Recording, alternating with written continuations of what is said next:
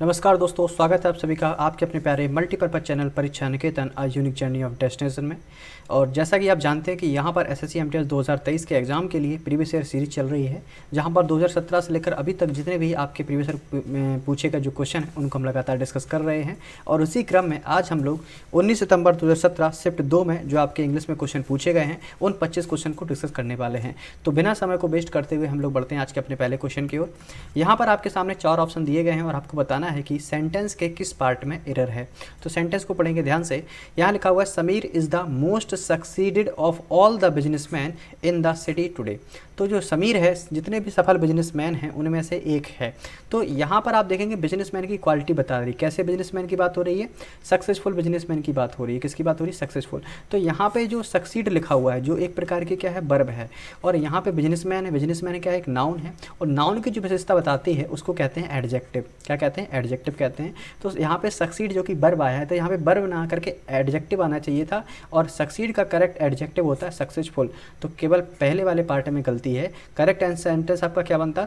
Sameer is the most successful of all the businessman. ये हमारा correct होता। सक्सीडेड नहीं होगा, सक्सेसफुल होगा। ठीक है।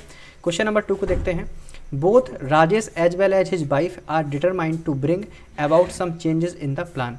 और यहाँ पे आपको बताना है कि किसमें एरर है, किसमें एरर नहीं है। तो जैसा कि आप सभी लोग जानते हैं कि जो कॉम्बिनेशन होता है वो आपका होता है बोथ एंड का कॉम्बिनेशन होता है। कि अगर बोथ के बाद कोई नाउन आएगा तो एंड के बाद भी वही नाउन ऐसा ही सेम नाउन आएगा। तो यहाँ पे बोथ के बाद प्रयोग किया गया एज वेल एज का, लेकिन यहाँ पे करेक्ट प्रयोग किसका होना चाहिए था? एंड का होना चाहिए था। तो पहले वाले पार्ट में भी एरर इसी में है। क्वेश्चन नंबर 3 को देखते हैं। इट इज़ आई, यहाँ पे आपको करेक्ट फिल करना है। It is I who dash to blame for his sad situation. मतलब कि यह मैं हूँ जो मेरी ख़राब स्थिति है इसके लिए मैं ब्लेम कर रहा हूँ। तो जैसा कि आप जानते हैं कि जब आपका कोई क्लॉज जुड़ा हुआ हो और वहाँ पर आपका रिलेटिव कंजक्शन लगा हो हु, जो कि किसका काम करता है? एंटीसीडेंट का काम करता है। किसका कार्य करता है? एंटीसीडेंट। एंटीसीडेंट का मतलब होता है पूर्ववर्ती कर्ता। एंटीसीडेंट का मतलब क्या होता है? पूर्ववर्ती कर्ता। तो इसके पहले आप अगर देखेंगे हु के पहले कौन सा कर्ता आया है? आई आया हुआ है, आई। और आई के अकॉर्डिंग ही यहाँ पे हेल्पिंग वर्ब का प्रयोग किया जाएगा। तो it is I who am. Correct क्या होगा यहाँ पे? It is I who am. ये आपका करेक्ट होगा। ठीक है। तो ऑप्शन डी हमारा करेक्ट हो जाएगा। क्वेश्चन नंबर 4 को देखते हैं। One must do duty. तो आप जैसे जानते हैं जो वन आपका अगर सब्जेक्ट है तो इसका जो पॉजेसिव केस होगा वो क्या होता है? वंस होता है। तो इस आधार पर ऑप्शन डी हमारा करेक्ट हो जाएगा। क्वेश्चन नंबर 5 की बात करते हैं। यहाँ पे आपको क्या करना है? बेस्ट एक्सप्रेसेस यानी कि सिनोनिम का इस्तेमाल करना है कि सिनोनिम इसका करेक्ट क्या होगा? किसका? क्लैस्प का। तो क्लैस्प का जो मतलब होता है ये आपका आता है एक हाथ से गुपकना। जैसे आप लोगों ने भी कभी ना कभी क्रिकेट तो खोला ही होगा, बचपन में खेलते हुए कहते हैं एक हाथ से पकड़ लो आउट माना जाएगा, वन टिप बना वन हैंड। तो एक हाथ से गुपकना, पकड़ना या टाइट पकड़ना, ये आपका इसका मतलब होता है क्लैस्प। ठीक है। तो उसी सेंस में, पकड़ने के सेंस में आप देखो लूज का मतलब होता है छोड़ना, ये हो नहीं सकता। लेट गो का मतलब होता है जाने देना, ये भी नहीं हो सकता है। रिलीज का मतलब भी छोड़ देना, ये भी नहीं हो सकता है। आपका करेक्ट आंसर क्या होगा? कैच यानी कि पकड़ना। ठीक है। तो ऑप्शन सी हमारा करेक्ट सिनोनिम हो जाएगा। क्वेश्चन नंबर 6 को देखते हैं। क्लमजी। क्लमजी का मतलब होता है कि कोई ऐसा कार्य अगर आप कर रहे हैं जिसके बारे में आपको कुछ नहीं पता है। ठीक है। यानी कि आपके अंदर जो स्किल होनी चाहिए वो आपके अंदर स्किल है ही नहीं है। तो कोई काम कर रहे हैं ऐसे नॉर्मल कर रहे हैं, जैसे कहते हैं तुक्का मारना, तो क्लमजी के लिए उसी सेंस में आता है। तो अनस्किलफुल इसका करेक्ट सिनोनिम होगा कि जो काम आपको नहीं आता है या जिसके बारे में आपको स्किल है ही नहीं है उसको आप ऐसे ही कर रहे हैं। तो अनस्किलफुल इसका करेक्ट सिनोनिम हो जाएगा ऑप्शन ए। ठीक है। क्वेश्चन नंबर 7 की बात करते हैं। कॉन्फ्लिक्ट। कॉन्फ्लिक्ट का मतलब होता है विवाद। ठीक है। और यहाँ पर भी बेस्ट एक्सप्रेस यानी कि सिनोनिम पूछा गया है। किसका सिनोनिम पूछा गया आपसे? कॉन्फ्लिक्ट का सिनोनिम पूछा गया है, विवाद का। तो आपने देखा होगा कि हिंदी में एक फेमस वर्ड होता है, कहते हैं घर में कलेश मचा हुआ है। क्या मचा हुआ? कलेश। तो उसी से मिलता जुलता एक इंग्लिश वर्ड है क्लैश, CLASH। इसका मतलब भी होता है विवाद, लड़ना झगड़ना। तो यहाँ पर ऑप्शन ए हमारा करेक्ट हो जाएगा। पीस का मतलब शांति, स्टेबिलिटी का मतलब होता है ठहराव, एग्रीमेंट का मतलब होता है सहमत होना, ये नहीं होगा। क्लैश माने विवाद और कॉन्फ्लिक्ट माने पे विवाद होता है। तो ऑप्शन 1 हमारा करेक्ट हो जाएगा। क्वेश्चन नंबर 8 को देखते हैं। Which is opposite. अपोजिट यानी कि पूछा गया है आपसे, एंटोनिम पूछा गया है। ठीक है। तो अटैचमेंट का मतलब होता है किसी से जुड़ाव या लगाव। अटैचमेंट का मतलब क्या होता है? या तो किसी व्यक्ति या वस्तु के प्रति जुड़ाव है, लगाव है। तो जंक्शन का मतलब भी होता है जुड़ाव, यानी ये सिनोनिम में आएगा। लिंक का मतलब भी होता है जुड़ाव, ये भी सिनोनिम में आएगा। बॉन्ड का मतलब भी होता है जुड़ाव, ठीक है, मजबूती से पकड़, ये भी सिनोनिम में आएगा। अपोजिशन का मतलब होता है अलग होना या विरोध करना। तो ये अटैचमेंट का क्या हो जाएगा? एंटोनिम हो जाएगा। ऑप्शन डी हमारा करेक्ट है। क्वेश्चन नंबर 9 को देखते हैं। यहाँ पर भी आपसे अपोजिट पूछा गया है, यानी कि एंटोनिम पूछा गया है, ठीक है। तो यहाँ पे लिखा है डेलिबरेटली, क्या लिखा हुआ है? डेलिबरेटली। डेलिबरेटली का मतलब होता है जानबूझकर। डेलिबरेटली का मतलब क्या होता है? कोई ऐसा कार्य जो आप जानबूझकर करते हैं, मतलब उसके पीछे कोई ना कोई इंटेंशन होता है आपका। तो जब किसी कार्य के प्रति, जैसे आप ये क्लास क्यों ले रहे हैं, आपकी क्लास लेने का इंटेंशन क्या है? आपका इंटेंशन ये है कि जो प्रीवियस ईयर में क्वेश्चन पूछे गए इनको हम जल्दी से रिवाइज कर लें, जिससे हमारे आगे आने वाला जो पेपर होगा उसमें आसानी हो सके। तो आपका पार्टिकुलर इंटेंशन है कि आप इस एग्जाम को क्रैक करेंगे। तो यहाँ पे डेलिबरेटली का मतलब होता है जानबूझकर किसी कार्य को करना, और इसका अपोजिट क्या हो जाएगा? अनइंटेंशनली हो जाएगा, मतलब ऐसे ही कोई कार्य करना, बिना किसी मकसद के कोई कार्य करना। ऑप्शन बी हमारा करेक्ट होगा। क्वेश्चन नंबर 10 की बात करते हैं। अपोजिट पूछा गया है एंटोनिम। आप जैसे कि देख पा रहे हैं लगातार हर शिफ्ट के एग्जाम में लगभग 2 आपके सिनोनिम, 2 आपके एंटोनिम और 2 वन वर्ड सब्स्टिट्यूशन वोकैबुलरी वाला सेक्शन 8 से 9 क्वेश्चन का आ ही रहा है। अवेकेंड, जैसे आपने एक वर्ड सुना होगा अवेक, ठीक है। अवेक का मतलब क्या होता है? जागना। क्या होता है? जागना, ठीक है। यानी कि आप जागे हुए हैं, आपको होश है, सीधा सीधा ये मतलब कह सकते हैं आप होश में हैं, ठीक है। तो अब यहाँ पे अपोजिट पूछा गया है, तो अराउंड का मतलब चारों ओर, ये होगा नहीं। रिव्यू का मतलब होता है देखना, ये भी आपका सिनोनिम के सेंस में आएगा। एक्टिवेटेड का मतलब होता है आप जो गतिमान अवस्था में हैं, एक्टिव हैं, तो ये भी सिनोनिम में आएगा, ये भी नहीं होगा। एक वर्ड होता है हिप्नोटाइज।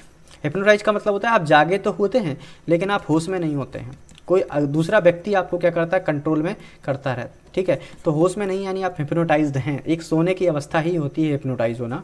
तो इसका अपोजिट अवेकेंड का क्या हो जाएगा? हिप्नोटाइज हो जाएगा। ऑप्शन ए हमारा करेक्ट हो जाएगा। क्वेश्चन नंबर 11 को देखते हैं।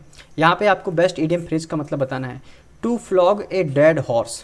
To flag a dead horse का मतलब होता है कि कोई ऐसा कार्य करना, कोई ऐसा कार्य करना जिसमें हार निश्चित है।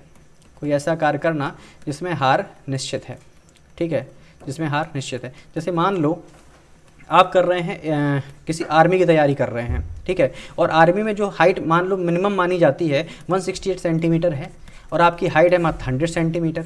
तो आप बताओ कैसे एग्जाम की तैयारी कर रहे हैं? आप एक ऐसे एग्जाम की तैयारी कर रहे हैं जहाँ पे हार निश्चित है, क्योंकि वहाँ का जो मिनिमम क्राइटेरिया वो 168 सेंटीमीटर का है और आपकी हाइट 100 सेंटीमीटर है। तो हाउ इट इज़ पॉसिबल? ये बिल्कुल ही पॉसिबल नहीं है। To flog a dead horse का मतलब होता है waste energy on an unalterable situation. अपनी जो स्थिति है उस स्थिति में बेकार में अपनी ऊर्जा का बर्बाद करना, ये हो जाए टू फ्लॉग या डेड हॉर्स, ठीक है। क्वेश्चन नंबर 12 की बात करते हैं। यहाँ पर भी आपको करेक्ट इडियम फ्रेजेस बताना है। A carrot and a stick approach. Carrot का मतलब क्या होता है? गाजर, यानी कोई आपको उपहार दे रहा है। अगर आप अच्छा काम कर रहे हैं तो कहते नहीं है, अगर आप अच्छा कार्य करेंगे तो आपको कहते हैं टॉफ़ी मिलेगी, गाजर मिलेगी। और स्टिक, अगर आप गलत काम करते हैं तो आपको डंडा पड़ेगा। क्या पड़ेगा? डंडा। तो कहने का मतलब होता है जैसा आपका बिहेवियर होगा उसी प्रकार से आपको उसका उपहार मिलेगा। अगर आप अच्छा व्यवहार करते हैं तो आपको अच्छा उपहार मिलेगा, अगर आप गलत व्यवहार करते हैं तो आपको गलत उपहार मिलेगा। तो वही अ कैरेट एंड स्टिक अप्रोच का मतलब होता है रिवार्ड्स एंड पनिशमेंट, ठीक है। रिवार्ड्स का मतलब होता है अच्छे उपहार, पनिशमेंट का मतलब होता है सजा। किसके आधार पर? That influence someone's behaviour. आपका जो व्यवहार होगा उस आधार पर जो अच्छे कार्य होंगे उसके लिए आपको रिवॉर्ड्स मिलेगा, गलत कार्य होंगे उसके लिए आपको पनिशमेंट मिलेगा। तो ऑप्शन बी हमारा करेक्ट हो जाएगा। क्वेश्चन नंबर 13 को देखते हैं। Improve the bracket part of the sentence, ठीक है। जो यहाँ पे ब्रैकेट में लिखा हुआ है इसको करेक्ट करना है ऑप्शन के आधार पर। I have return the book. मैंने जो आपकी किताब है वापस लौटा दी है। You gave me. मैंने किताब वापस लौटा दी जो आपने मुझे दी थी। तो जो का व्हाट का मतलब होता है क्या, लेकिन जो का मतलब क्या होता है? जो आपने दी थी। तो विच यू गेव मी, ये आपका करेक्ट आंसर होगा ऑप्शन बी। क्वेश्चन नंबर 14 को देखते हैं। Improve the bracketed part of the sentence. This invitation is for you and me. यह जो इन्विटेशन है वो तुम्हारे और मेरे लिए है। जैसे कि आप जानते हैं यू आपका सेकंड पर्सन प्रोनाउन है और सेकंड पर्सन प्रोनाउन का जो सब्जेक्टिव केस भी यू होता है और ऑब्जेक्टिव केस भी क्या होता है? यू होता है। और आपने देखा होगा कि एंड से अगर दो कोई प्रोनाउन या नाउन जुड़े हैं तो वो एक ही केस में जुड़ते हैं। तो यहाँ पर जुड़ा है आपका मी जो आपका ऑब्जेक्टिव केस है, तो ये भी आपका ऑब्जेक्टिव केस में होना चाहिए था। और यू का ऑलरेडी ऑब्जेक्टिव केस क्या होता है? यू ही होता है। तो यहाँ पर किसी भी प्रकार की एरर नहीं है, नो इम्प्रूवमेंट होगा। क्वेश्चन नंबर 15 को देखते हैं। ये आपका वन वर्ड सब्स्टिट्यूशन है।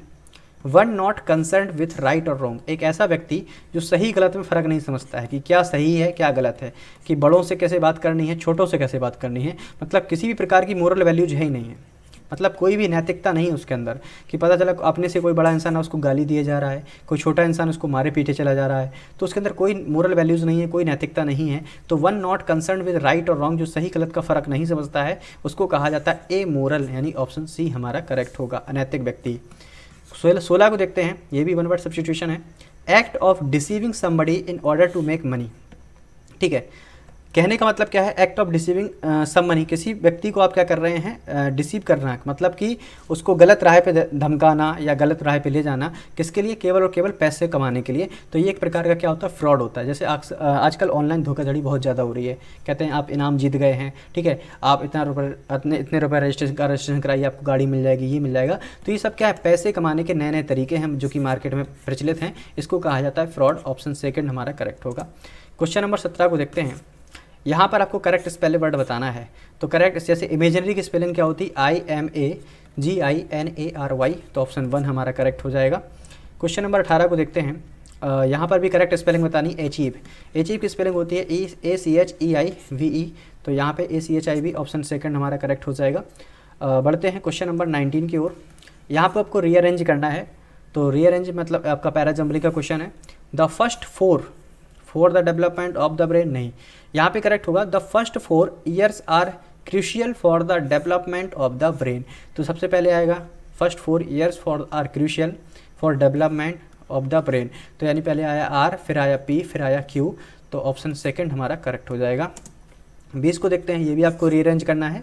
स्ट्रीट थिएटर, ठीक है, street theatre in India is ancient art form a well established.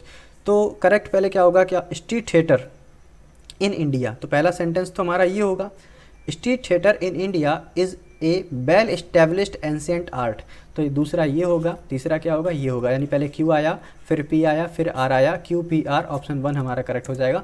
अब बढ़ते हैं पैसेज की ओर। आज का हमारा इंपॉर्टेंट पैसेज, 5 क्वेश्चन है 21 से 25 तक।